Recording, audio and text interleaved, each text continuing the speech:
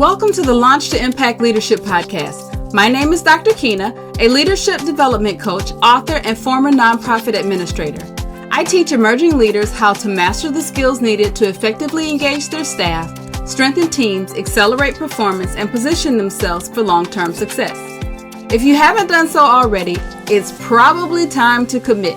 So go ahead and hit subscribe to stay consistent with your growth journey. Now, let's head into the episode. I want to open up with a question that might make you a little bit uncomfortable. So here it goes.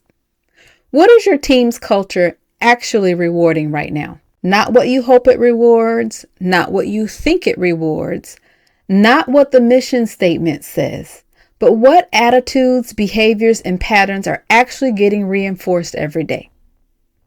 So think of it this way.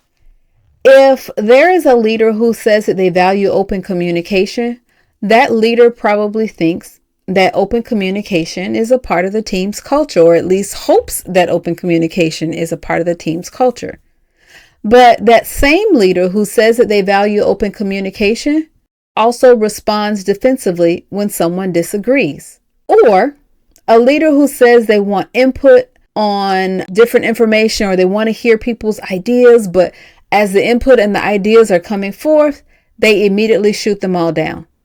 In either example, the stated culture is openness, but the actual lived culture is compliance. It's do what I want you to do what I think is best, do what I tell you to do. That is an example of the behaviors, attitudes, and patterns that are actually getting reinforced every day, as opposed to what we would hope our culture is, or what the mission statement even says, or what we try to aspire towards. What I am describing for you is called a culture gap.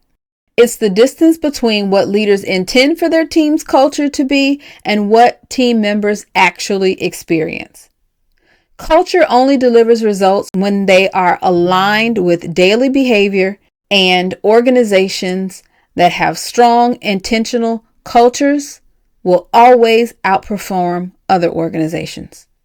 Culture is the invisible architecture of your organization. You can't see it directly, but you can definitely see its effects. You can feel it in the air. You can feel it in communication. You can feel it in meetings.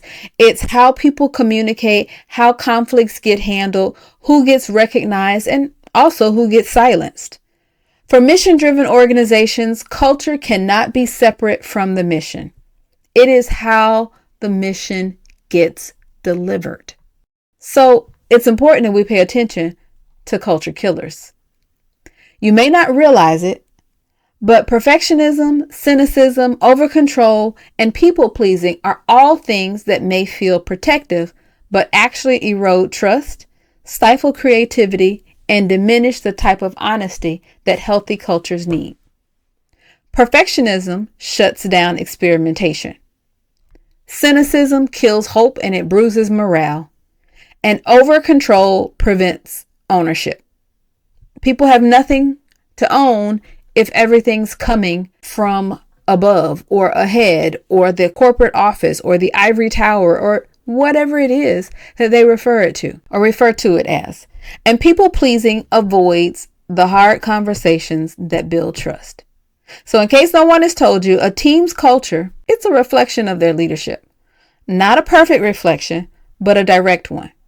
If you want to change your culture, you have to start by examining yourself and examining exactly what it is that you, as the leader or the leadership team, is modeling. Understanding the power of culture means understanding that you are always shaping it. The only question is whether you are shaping it intentionally, or if there's subliminal things that are going on or being communicated that you aren't quite aware of because of the seat that you sit in. And let me tell you something about culture. Culture cannot be delegated. It is something that is the leader's responsibility to shepherd and to steward. And as the leader, you have to be aware of it at all times. Now, if you're interested in digging deeper into your team's culture, I want you to try a couple of things. I want you to first try asking your team what it feels like to work with you, what it feels like to work in your organization or in your team. Don't ask them in a survey, ask them in a real conversation and listen without defending.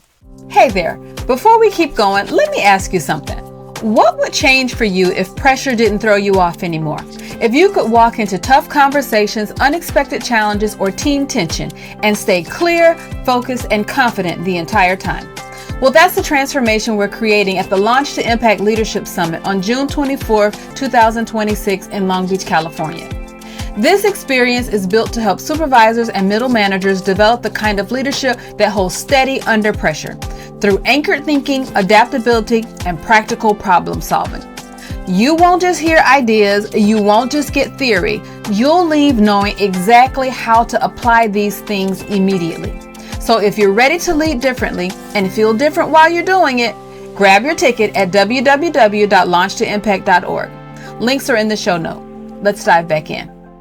Now, if you are that leader that has a tendency to be defensive and accusatory, or you don't listen to your team, or for whatever reason, you are operating in a culture where people are challenged with giving feedback, you might need to try some anonymous source of input, like a survey, like a suggestion box, something where people are able to get a link and do it from some unknown location that won't be IP tracked and all of those kinds of things. But you got to get feedback from your team and be able to take that information in. And if you are using an anonymous source, it is important that you collectively thank everyone for their participation without scolding those that did not.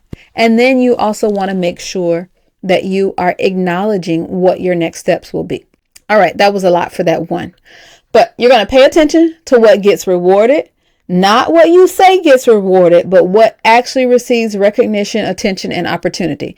This is your real culture. For instance, if you have a team member who is dismissive to others, and then you celebrate them for their work without addressing their behavior, it actually reinforces the dismissiveness.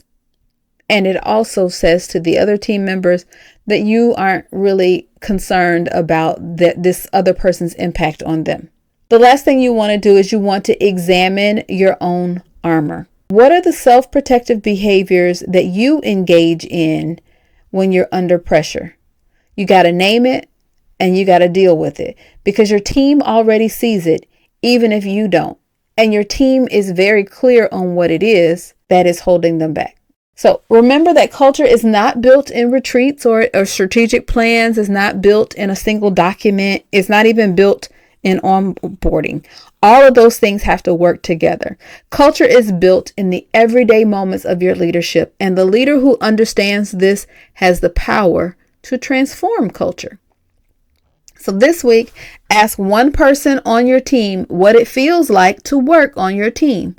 Listen without reacting, and then decide what you're going to do with what you have heard. Now, next week, we're going to tackle navigating the middle.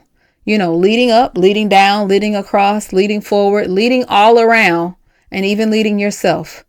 But being able to do that when the pressure is coming at you from every direction is a science and an art. And we're going to dig a little bit deeper in that. That's it for today's episode. Thank you for tuning in to the Launch to Impact Leadership podcast. Remember, your growth creates space for others to thrive. So check the show notes for ways to make your next leadership move.